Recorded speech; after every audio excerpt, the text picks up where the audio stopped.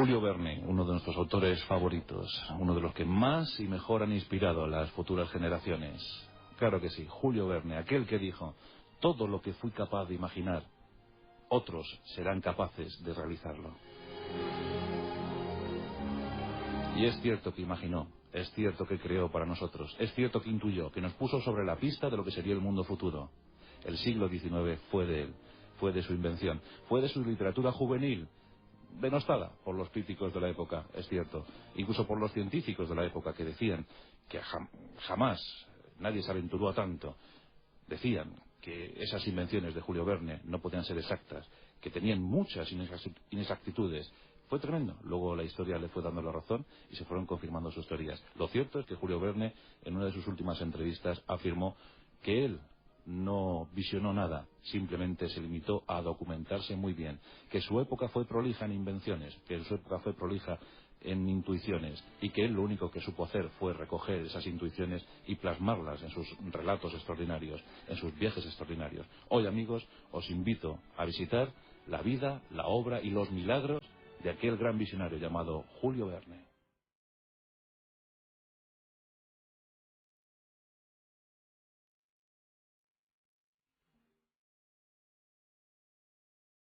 Nos encontramos en la Francia post-napoleónica. Estamos en Nantes, esa bella localidad que está muy cerquita de la desembocadura del Loire, ese río fastuoso e increíble que tanto ha hecho ensoñar a las generaciones francesas. Bueno, pues allí, en 1828, el 8 de febrero, nacía Julio Gabriel Verne, hijo de un abogado pues provinciano, bien aposentado, bien pertrechado en cuanto a cuestiones económicas, y bueno, dedicado pues a la vida fácil, a trabajar bien, eso sí, pero a vivir estupendamente, junto a su mujer Sophie. Fue el mayor de 5 hermanos. A Julio le siguió Paul, y luego llegaron Ana, Matilde y María, 5 hermanos que vivían felices en Nantes, porque así se lo procuraba la vida de su padre.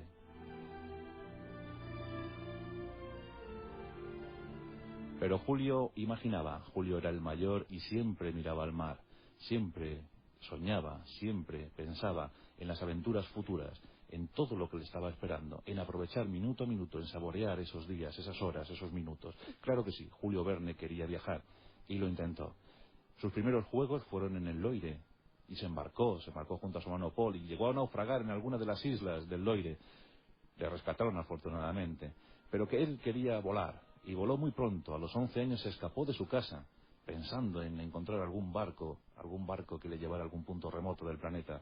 Quiso ser grumete, quiso aventurarse en el mar, pero su padre le pilló, demasiado tarde, no le dejó escapar. Quería ir a la India, nada más y nada menos, como grumete de un barco, pero su padre le cogió a tiempo, le sometió a un duro castigo, le dio 14 latigazos, le metió en un cuarto oscuro y le hizo jurar que jamás viajaría. Solo podría viajar con una cosa, con su imaginación. Julio Verne, entre sollozos, se lo prometió, se lo juró. Sí, papá, jamás viajaré, solo lo haré con mi mente.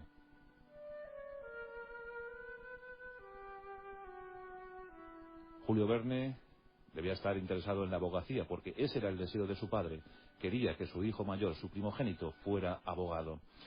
Pero el padre Pierre, el padre de Julio, estaba muy interesado en la poesía y también en la ciencia. Era una constante en el siglo XIX. Muchos artículos científicos eran enmarcados y recogidos cuidadosamente por Pierre, el padre de Julio. Y Julio, entre sus primeras lecturas, contaba con esas, con las científicas. Todos los adelantos de la época no le eran ajenos y los iba también coleccionando poco a poco. Dicen que uno de sus lugares preferidos para jugar era una fábrica de vapor, de motores de vapor, motores que servían, que nutrían a la marina francesa, y que allí empezó su fascinación por el mundo científico, aquellos motores de vapor, aquellos motores que moverían sin duda alguna a la humanidad. Comenzaba a gestarse la sociedad industrializada. Comenzaba la época, la era industrial. Ya estaba la era industrial en marcha hacía un siglo. Pero lo que estaba por llegar era tremendo. Y Julio no se lo quería perder.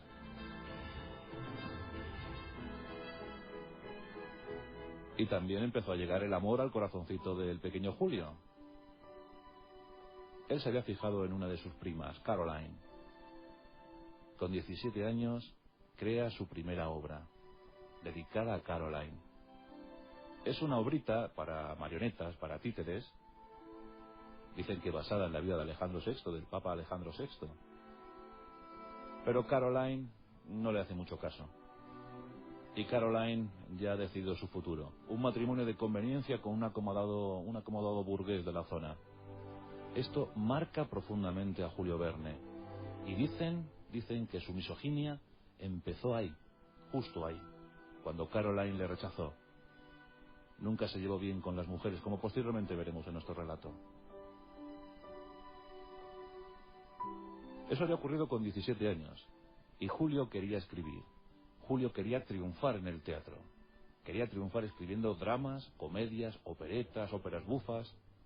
Lo quiere hacer. Y la oportunidad se le va a presentar muy pronto. En Nantes había un estupendo ambiente, había una buena sociedad, pero no era suficiente por si alguien quería ser abogado, si alguien quería estudiar. Eso se daba en París. Y Pierre, su padre, le envía a París. Año 1848. Un París esplendoroso, fastuoso, es el que recibe a Julio Verne. En principio, Julio Verne va a vivir con una de sus tías, pero un hecho no favorece este asunto, y es nada más y nada menos que la primera revolución del proletariado. En 1848 la revolución circula por toda Europa. Los proletarios comienzan a exigir sus derechos, y muchos huyen pensando que aquellos salvajes proletarios se van a hacer cargo de la situación, y entre ellos la tía de Julio Verne. Pero Julio se queda en París. Lo que está viendo promete, y él quiere saberlo todo. Él quiere vivir el momento, dejarse llevar por el momento. Y con 20 años se instala en una buhardilla compartida, porque su padre sí que le envía una asignación, pero como decía su padre, que no sea nunca abundante, que sea lo justo para que se dedique a estudiar y no a otra cosa. 1848, con 20 años, y a real y media manta. Por eso, aunque sigue con sus estudios de abogacía, sigue con sus estudios de derecho, él quiere sobre todo escribir. Y quiere escribir, y venga a escribir, y dedica horas y horas. Sí, sigue estudiando la carrera de derecho, pero dedica otras horas a formarse como escritor. Y comienza a frecuentar determinadas tertulias literarias, algunos círculos literarios. En esas tertulias están los grandes de la época, y él conserva un traje solo para eso, para visitar las tertulias. Su situación económica es muy precaria.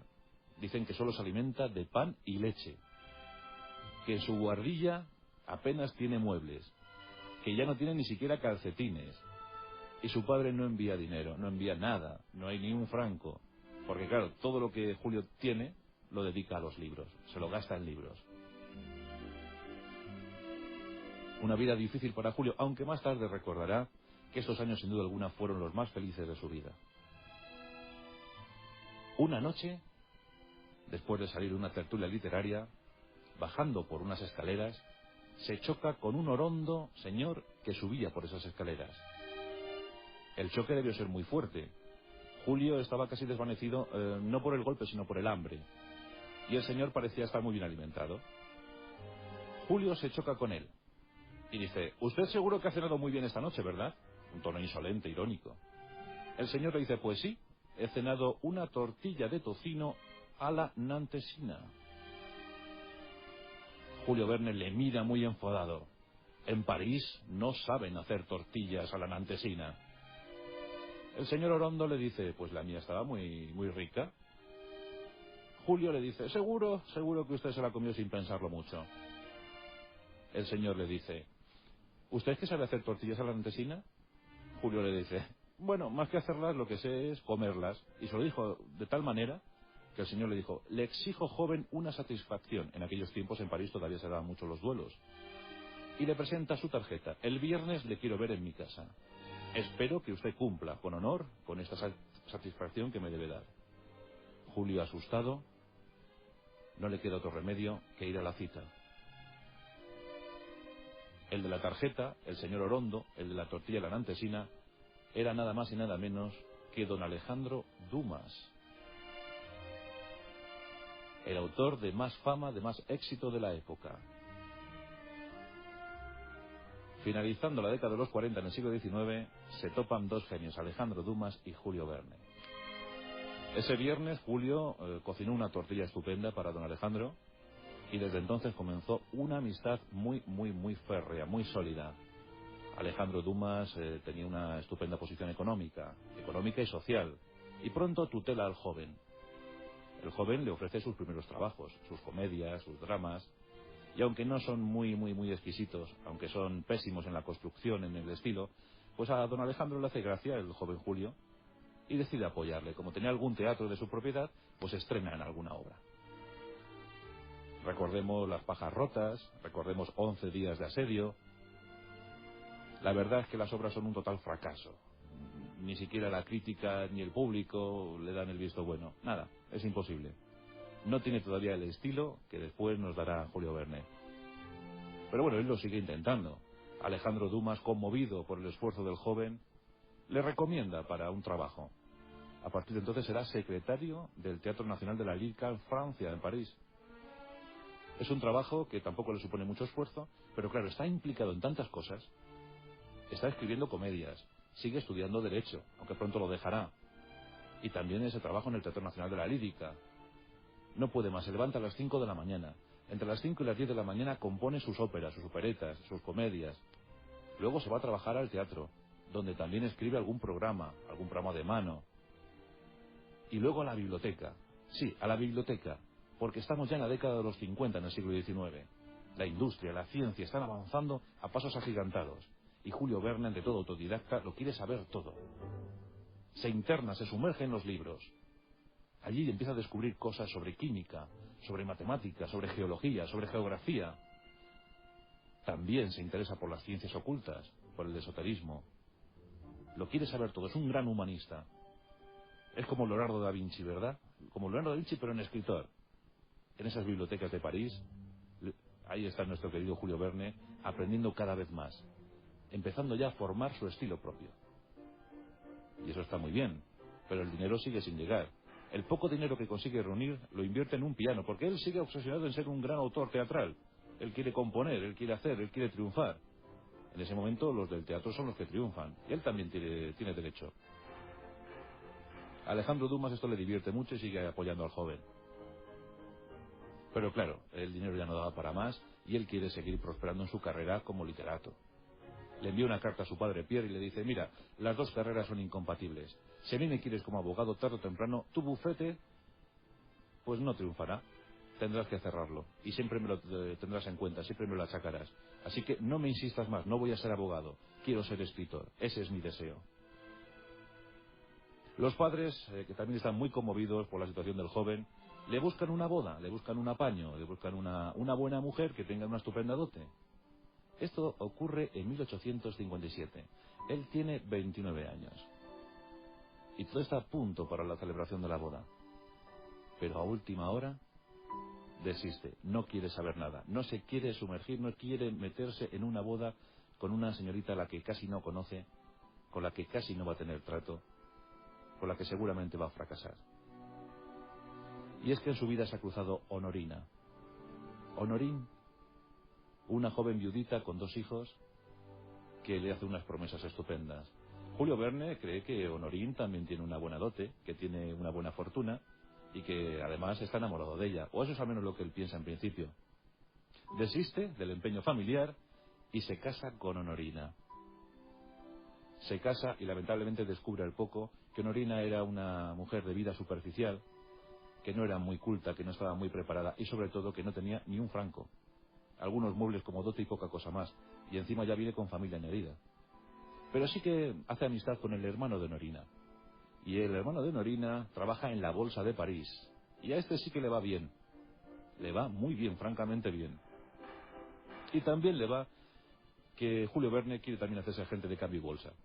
Necesita 50.000 francos para entrar en el negocio. Y se los pide a su padre. Después de una bronca monumental, el padre accede. Ante todo lo que quiere es que su hijo le vaya bien. Con esos 50.000 francos, Julio Verne, la verdad es que hace una pequeña fortuna. No mucho, pero suficiente para vivir ya holgadamente. No está mal, no está mal. Y además comienza a frecuentar determinados círculos que solo se pueden encontrar en la Bolsa de París. porque en la Bolsa de París están también los autores, están los críticos, están los periodistas. Todos invierten en la bolsa y él conoce a esa gente y eso le viene muy bien. Alguien le regala un viaje a Escocia y este es el primer viaje que hace Julio Verne. Siempre se ha dicho que Julio Verne nunca viajó, pero sí viajó, como demostraremos esta noche. Tiene 31 años, es el año 1859 y realiza un corto pero intenso viaje a Escocia. Ese es el primer punto. Ese es el primer viaje de Julio Verne, 1859, viaje a Escocia. Y cuando está a punto de aceptar otro regalo, que es un viaje a Noruega, tiene que desistir, tiene que dejarlo, tiene que abandonar, porque su mujer Honorine le comenta que está a punto de dar a luz a su hijo Michel. Bueno, pues con fastidio renuncia al viaje, porque ante todo es un tipo excéntrico, Julio Verne, y regresa a París para asistir al parto de su hijo, de su primogénito Michel. Hasta ahí va bien la cosa, pero llega el año de 1861. Y Julio Verne no quiere ser tampoco agente de cambio y bolsa. No le va bien, no le luce, no está cualificado para inversiones, para esperar, para ganar dinero, para forrarse en pocos minutos. No es su historia, no le va.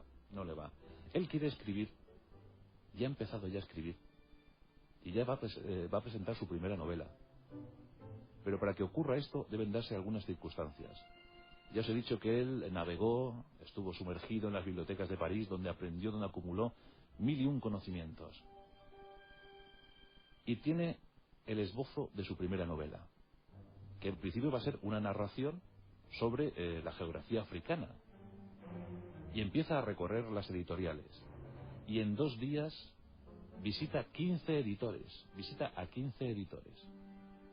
Y cuando ya está desesperado, cuando piensa que nadie le va a publicar su trabajo, se topa con su padre, su auténtico padre psicológico. Y este no es nada más y nada menos que don Pierre Jules Hetzel. Hetzel le acompañará desde entonces, él y su hijo, toda su vida. Estamos en 1861. Hetzel, que era un editor también muy excéntrico, daba oportunidades a los jóvenes de la época, a los jóvenes impetuosos, que pensaban en el progreso. Pues Hetzel había creado una revista, un magazine, llamado Para la Educación y para la Recreación. Y ahí necesita algún colaborador, sobre todo en el ámbito científico. Y Julio Verne estaba muy preparado. Le presenta su esbozo de novela y Hetzel le hace muchísimas correcciones. Le da forma, porque claro, estaba pésimamente construido, el estilo no estaba muy claro, pero le da forma y decide publicar. Esto ocurrirá el 24 de diciembre del año 1862. Esa novela se distribuirá en el año 1863. Es la primera novela de Julio Verne, la primera gran novela de Julio Verne con un éxito asombroso. Su nombre, 5 semanas en globo. La novela llega a todo el mundo. ¿Por qué? Porque Julio Verne se ha empeñado en llegar a todo el mundo. Él habla constantemente de la literatura de la ciencia. Quiere ser el creador de la literatura científica. Desde luego, lo consiguió. Más tarde se llamaría eso ciencia ficción. Y también, por supuesto, creador de la literatura juvenil. Su libro de cabecera cuando era pequeñito era El Robinson suizo. Aquel libro que se había inspirado en el Robinson Crusoe de Daniel Defoe. Ese Robinson marcaría mucho a nuestro querido Julio Verne. Hetzel se da cuenta del potencial del joven y rápidamente le ofrece un contrato. Fijaos el contrato. Un contrato de 20 años, a razón de 20.000 francos cada año, y la obligación de Julio Verne entregar 3 novelas cada año. Cada año 3 novelas. Recibe 20.000 francos a lo largo de 20 años. Así se firmaban los contratos entonces. Julio Verne era un profundo admirador de Edgar Allan Poe y le pone nombre a su colección de relatos viajeros. Serán Los viajes extraordinarios, como homenaje a las narraciones extraordinarias. Aquí se unen los 2 grandes personajes, Edgar Allan Poe y Julio Verne. Los viajes comienzan. En 1863, como os he dicho, 5 semanas en globo. Pero fijaos el que llega en 1864. Estos libros se publicaban por entregas en la revista de Hetzel. En 1864 llega Viaje al centro de la Tierra. Viaje al centro de la Tierra. ¡Qué maravilla! En 1865 llega De la Tierra a la Luna. La popularidad de Julio Verne es más que notable, más que evidente, y llegan los ingresos. Hetzel, que no es tonto, rápidamente le rectifica el contrato y le aumenta notablemente los monumentos, claro que sí. Todos hablan de Julio Verne. Esas extrañas aventuras, esos personajes, esa épica, ese enfrentamiento del hombre con la naturaleza, el enfrentamiento del hombre también a su propia soledad.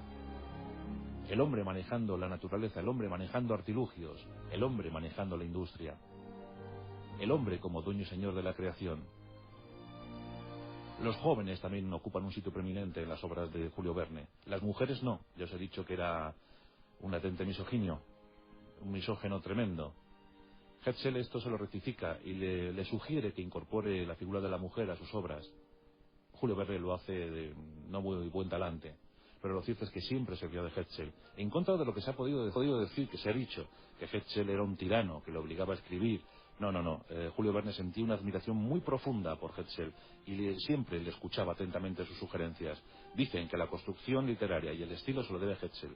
¿Por qué no vamos a pensar eso? Julio Verne empieza también a soñar en sus viajes. Quiere viajar, ¿por qué no? Le ha costado mucho salir de Francia, a los 31 años fue el primer viaje. Pero los primeros ingresos económicos por sus obras los invierte en un yate. A este le sucederá otro yate. Y al final un fantástico barco a vapor, un yate fantástico, con el que va a iniciar una singladura con su hermano Paul, con su querido hermano Paul. Van a recorrer las costas escandinavas y también las costas de Norteamérica, las costas de los Estados Unidos. Él, la verdad es que vio de antemano muchísimas situaciones que iban a ocurrir en el futuro. En ese año 1863, que os he dicho antes, escribió una obra que no publicó, se publicaría en este siglo, en 1994, que se llamaba París, siglo XX. Y ahí nos hablaba del fax, de Internet y de tantas cosas, ¿no? Del metro, por ejemplo, del metropolitano. Pero también empieza a ver que las potencias del futuro no serán Francia ni Inglaterra, no. Las potencias del futuro serán Estados Unidos y Rusia, y eso ya lo deja muy claro en sus obras. Ya nos habla de esos rusos y de esos americanos como potencias enfrentadas en un futuro. En ese 1865 lo veremos, ¿no? De la Tierra a la Luna, donde nos cuenta tantas cosas sorprendentes. En 1865, un cohete de dimensiones muy parecidas a aquellos que llegaron a la Luna un siglo más tarde. ¡Qué maravilla, Julio Verne! En 1867, con ese yate a vapor y con su hermano, se lanza a la singladura. Y ahí empezó a gestar el inicio de una trilogía. Ahí empezó a escribir Los hijos del Capitán Grant. Esa obra se publicará en 1868. Julio Verne tiene 40 años. Pero quiere hablar de más cosas. Es el momento para una de sus obras magnas. Segundo capítulo de esa trilogía. 20.000 leguas de viaje submarino. 1870. Aquí tenemos al Nautilus. Y comandando el Nautilus, el capitán Nemo, el capitán Nadie. Un hombre aferrado a su soledad, aferrado al silencio, como único compañero el Nautilus. Un hombre destronado de su trono, destronado de su reino, que había visto cómo morían su familia, su mujer y sus hijos, y que es el protagonista absoluto en la obra de Verne, el capitán Nemo. Con diferentes nombres, sí, pero capitán Nemo, al fin y al cabo, el capitán Nadie. 20.000 leguas de viaje submarino. Ahí tenemos el submarino atómico, ¿verdad? El Nautilus, que es casi clavado al que luego se votó en 1954-55. Es una época eufórica para Julio Verne. Publica y tiene un éxito tremendo, arrollador. Y él también está eufórico. Él confía mucho en la tecnología, él confía mucho en la ciencia. Piensa que el progreso es la única solución posible. Y llegan más obras. En 1875 llega la que se considera como su obra cumbre y pone fin a la trilogía que antes os he citado, La isla misteriosa. Dicen que es la obra cumbre, que es donde alcanzó el cenit Julio Verne, la mejor escrita por él. En 1876, Miguel Strogoff, una de mis favoritas, sin duda alguna. Es uno de mis libros infantiles, uno de los que me inspiró a mí también. Miguel Strogoff, el homenaje a la aventura, el homenaje a la lealtad, a la solidaridad. En 1878, me lo vais a permitir, eso, otra de mis favoritas, es Un capitán de 15 años. Vemos que los jóvenes también ocupan lugar protagonista en sus relatos. Él confiaba ante todo en la juventud. Quería mucho a sus jóvenes. Les daba mucha importancia. Pero poco a poco Julio Verne empieza a caer en un excesivo pesimismo. Empieza a comprobar que la tecnología a lo mejor no es tan buena, que el hombre no la utiliza como él pensaba. Esa negrura empieza a invadir la obra de Verne. Lo empieza a reflejar en esos libros, en esas novelas. La década de los 80 no es muy feliz, no es muy afortunada. Sus obras sí, sus obras siguen triunfando, pero su vida personal no está yendo por el mejor camino. Su hijo Michel, la verdad es que no iba bien. Julio Verne no había aprendido la lección, no. Su padre se había portado muy mal con él y él lo iba a hacer con su hijo Michel también. El niño, cuando era muy pequeño, fue internado. Después, como era muy rebelde, el padre le metió como grumete en un barco a la India, curiosamente. La misma historia que él quiso hacer de pequeño para escapar, obligó a su hijo a realizarla. Y después incluso le llegó a meter en un correccional. A petición de él, metió a su hijo en una cárcel, porque entonces eran cárceles. El hijo esto lo llevó muy mal, incluso recibió tratamiento psiquiátrico. Y hablamos de tratamiento psiquiátrico del siglo XIX, cuidado. 1886 es el peor año en la vida de Julio Verne, así lo confesó. Muere su madre, muere su mujer, pero la muerte de Honorina le afecta no tanto, no le afecta tanto. Dicen, cuentan las malas lenguas, que él mantenía una relación paralela, mantenía una relación a escondidas, que nunca se supo nada, por cierto, pero siempre se sospechó. Pero es que muere su gran padre, muere su auténtico padre, muere Hetzel. Y por si fuera poco, Gastón, su sobrino favorito, el hijo de su hermano Paul, en un momento de enajenación mental, le pega un tiro a su tío, un tiro en la pierna derecha que le invalida. Esto se suma a la suerte de enfermedades que ya venía acumulando Julio Verne, porque debido al trabajo, en su época de juventud, debido al excesivo trabajo, se había originado en él una parálisis facial que le había deformado el rostro, y que cuando trabajaba en exceso, esta parálisis se manifestaba. También, por supuesto, la diabetes, que al final daría el traste con su vida. La diabetes no se trataba entonces como se trata hoy en día. Por tanto, Julio Verne empezaba a estar seriamente tocado, en lo físico y en lo psíquico. Esa diabetes le iba quitando, le iba restando oído, vista. Se estaba deteriorando por momentos, lo estaba pasando francamente mal. Cuentan que encontraba refugio en la masonería o en la sociedad secreta aquella de la niebla de la que siempre se habló. Una sociedad donde se intentaba practicar la alquimia, el ocultismo, el esoterismo. Dicen que encontró mucho refugio y mucho consuelo en la niebla o en la masonería. Y abandona París. Se va de París, desolado, después de haber creado obras estupendas. Y encuentra refugio en Amiens, en la bella ciudad Amiens. Y allí se interesa por la política y en el Partido Radical se presenta a las elecciones. En 1888 se presenta como concejal al ayuntamiento y consigue la elección. Además, repetiría este cargo. Primero fue elegido en 1888, posteriormente en el 92, luego en el 96 y en el 2000. Una vida intensa también, la del político Verne. Era progresista, por supuesto, pero también tenía algo de reaccionario. También era conservador de alguna manera. Él siempre dijo que la familia era el núcleo esencial de la vida, que todo debía girar en torno a la familia. Y sigue adelantándose a su tiempo. Y aquí aparece Nabur, el conquistador, donde se nos pone sobre la pista del helicóptero, el rayo verde y sus obras de aventuras. Hablemos un poco de la producción literaria de Julio Verne. Más o menos unas 65 novelas. Algunos dirán 64, otros dirán 65. 65 novelas. A esto hay que sumar 20 relatos cortos. A esto las 30 obras, comedias, dramas, óperas bufas, operetas de su juventud. Y también 2 relatos geográficos, porque se enteró mucho. Hizo una obra sobre la geografía francesa, también habló de los exploradores de su tiempo, del siglo XIX, del siglo XVIII. En fin, que es una obra muy, muy extensa. La UNESCO hizo un estudio sobre Julio Verne y nos dice la UNESCO que las obras de Julio Verne han sido traducidas a 112 idiomas. 112 idiomas. Solo le supera Karl Marx con su obra El Capital, que fue traducido a 133 idiomas. Dato sorprendente, ¿verdad? Julio Verne en todo el mundo, en 112 idiomas.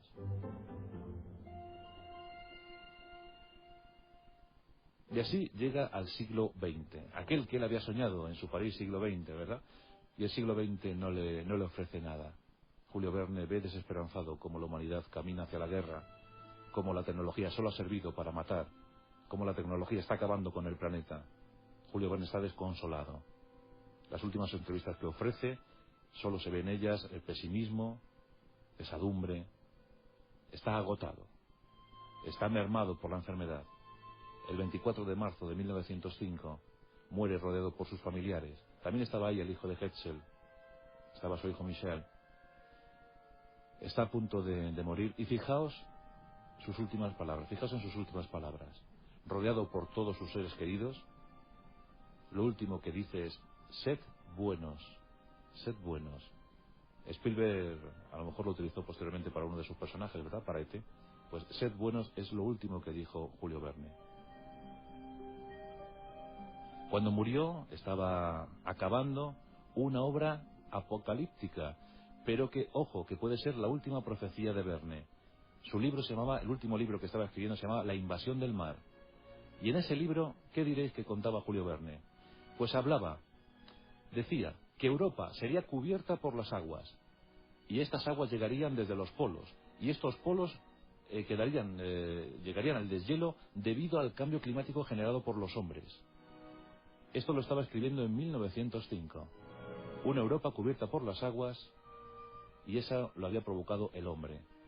Ese cambio climático que había provocado el hombre había hecho deshelar los hielos, los polos, y eso había dado al traste con la vida en Europa. Y eso provocaba que el hombre volviera a sus formas de vida primitivas. El eterno Adán, una obra póstuma. Más o menos después de su muerte, unas 10-12 obras se publicaron. La obra del genial Julio Verne se anticipó a muchos. Algunos le consideraron el Nostradamus de su época, pero él siempre dijo lo mismo: yo lo único que hice fue documentarme muy bien, saber cómo era el espíritu de mi época, saber cómo eran los hombres de mi época, lo que pensaban, lo que querían hacer, y yo lo único que tuve que hacer es escribir eso, y lo plasmé en un papel, y eso es lo que he contado. El gran Julio Verne, 77 años vivió, pero desde luego su obra siempre será inmortal. Nos acordamos de La Vuelta al Mundo en 80 días, donde estaba Phileas Fogg. Dicen que él se vio reflejado en ese Phileas Fogg, en ese dandy inglés irónico, siempre elegante, siempre adecuado. La Vuelta al Mundo en 80 días, qué maravilla. Yo creo que todo el mundo tiene su obra favorita de Julio Verne, ¿verdad? También los jóvenes, ahí están esos 2 años de vacaciones. En fin, que ha sido un placer hoy rendirle homenaje, porque Julio Verne es sin duda alguna uno de los nuestros.